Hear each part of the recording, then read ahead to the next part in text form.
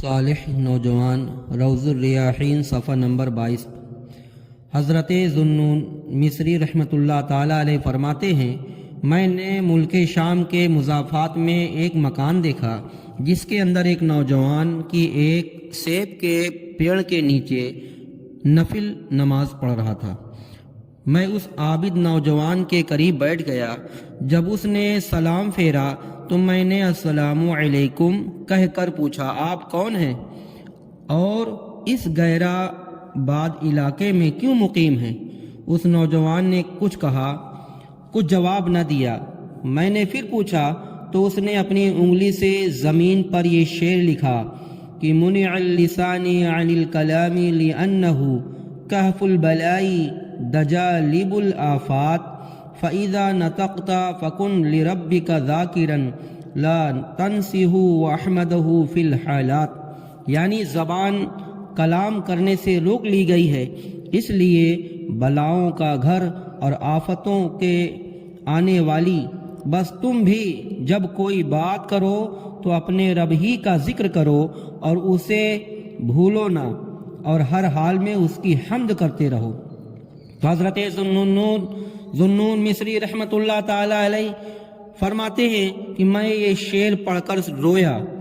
اور میں نے زمین پر یہ شعر لکھا، وما من کاتب الا السبیل ویبقى الدہر وما ما كتبت یداه فلا تكتب بکف الغیر شیء لیسوک فی القیامت ان تراہ، یعنی جو بھی لکھنے والا ہے وہ عنقریب آزمایا جائے گا اور اس کا لکھا ہوا ہمیشہ باقی رہے گا، بس تم اپنے ہاتھ سے کچھ لکھو تو کوئی ایسی بات نہ لکھو جسے دیکھ کر کل قیامت کے دن پچھتانا پڑے، بلکہ ایسی چیز لکھو کہ قیامت کو اسے دیکھ کر تم کو خوشی حاصل ہو۔ یہ شعر اس نوجوان نے پڑھا تو چیخ مار کر گرا اور اس کا انتقال ہو گیا۔ میں نے چاہا کہ میں اب اس کی تجہیز و تکفین کر چلوں تو مجھے حاطب سے ایک آواز آئی کہ اے فلاں کہ تم اس بات کی فکر نہ کرو، اس کا اللہ اپنے فرشتوں کے ذریعے خود یہ کام پورا فرمائے گا۔ چنانچہ حضرت ذوالنون مصری رحمۃ اللہ تعالی علیہ الگ ہو گئے اور تھوڑی دیر کے بعد اس طرف دیکھا تو اس نوجوان کی لاش مبارک وہاں سے غائب تھی۔